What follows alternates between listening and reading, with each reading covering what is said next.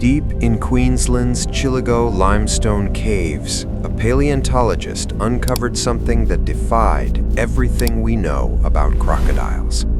A skull, unmistakably crocodilian, but the teeth were wrong. Not the blunt, conical pegs of any crocodile alive today. These were flattened blades, serrated like a steak knife, weapons that belonged on a dinosaur. This was Quinkana fortirostrum, up to 6 meters of crocodile that never needed water, a land predator that chased prey on powerful legs. For 25 million years, it was Australia's most terrifying hunter. To understand what Quinkana became, you must first see what it once was. 24 million years ago, during the late Oligocene, Australia was a vastly different continent. Warm, wet, blanketed in dense rainforest, inland seas and vast river systems carved through the landscape. And in those waterways lived the megafauna-rich, an entire family of crocodilians found nowhere else on Earth. They were conventional predators, semi-aquatic, blunt conical teeth built for gripping prey and dragging it beneath the surface to drown. They waited at the water's edge, motionless, patient, ambush hunters locked to the riverbank. This was the ancestral blueprint, and Quinkana was about to shatter it completely. During the Miocene, roughly 23 million years ago, Australia began to die of thirst. The continent drifted northward, climate patterns shifted, and the ancient rainforests that had blanketed the land began to shrink. Inland waterways dried to seasonal trickles, lakes vanished. The rivers that had sustained generations of aquatic crocodilians were disappearing. For a predator chained to the water, this was a death sentence. But within the megafauna-rich, one lineage did not accept extinction. Instead, something extraordinary began.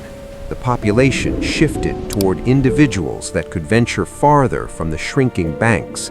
The water was leaving, and Quinkana followed.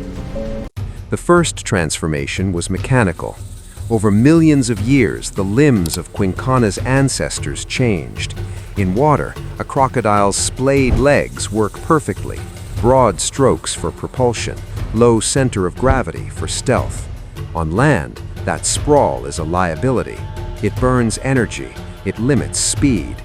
Gradually, evolution rewarded those individuals whose legs tucked closer beneath the body. Hip joints rotated, femurs lengthened.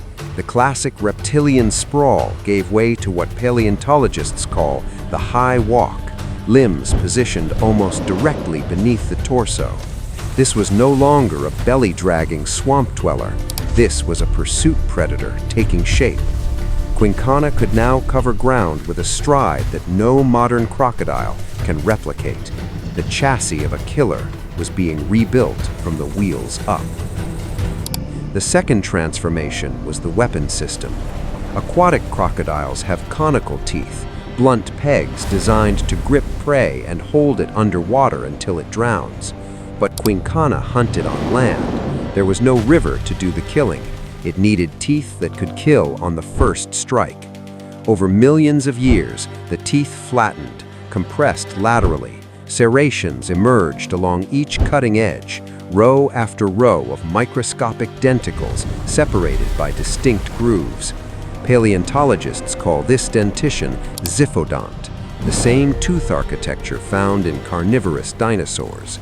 These weren't teeth for holding, these were teeth for slicing.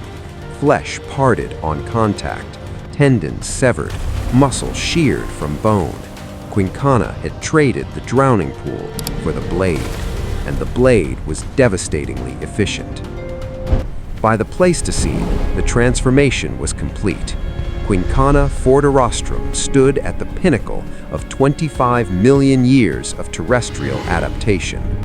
Up to 6 meters long, shoulder height rivaling a large horse, a deep and narrow skull, more like a predatory dinosaur than any crocodile alive today.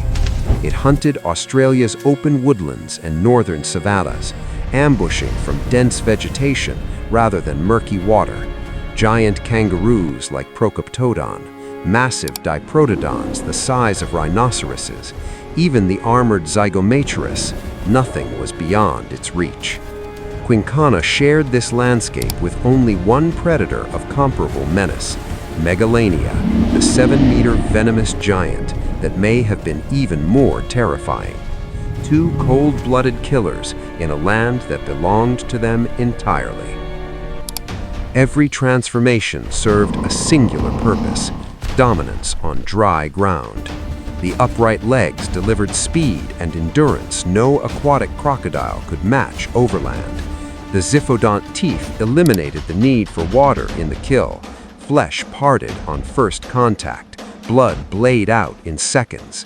The deep and narrow skull concentrated bite force into precise cutting strikes rather than diffuse crushing. And the ambush strategy, lurking in vegetation rather than at the water's edge, opened an entirely new hunting ground that no other reptilian predator occupied. Quincana had carved out a niche that did not exist before it, a crocodile built to hunt like a predatory dinosaur. And for 25 million years, nothing could challenge it. 40,000 years ago, something new arrived on Australia's shores. Humans. They brought fire, they brought strategy, they burned the landscape to flush prey, transforming woodlands into open grassland. The dense vegetation that had concealed Quincana for millennia disappeared in smoke. Prey populations crashed as megafauna fell to coordinated hunting and habitat destruction. A perfect storm of pressures converged on this ancient lineage. The ambush cover vanished, the prey it depended on was being driven toward extinction, and the climate itself was growing harsher, drier, less forgiving. After 25 million years of unbroken dominion, Quincana vanished, the last land crocodile, gone. Today, only fossils in Queensland caves whisper of what once stalked the Australian bush. But the story of Australia's lost predators doesn't end here.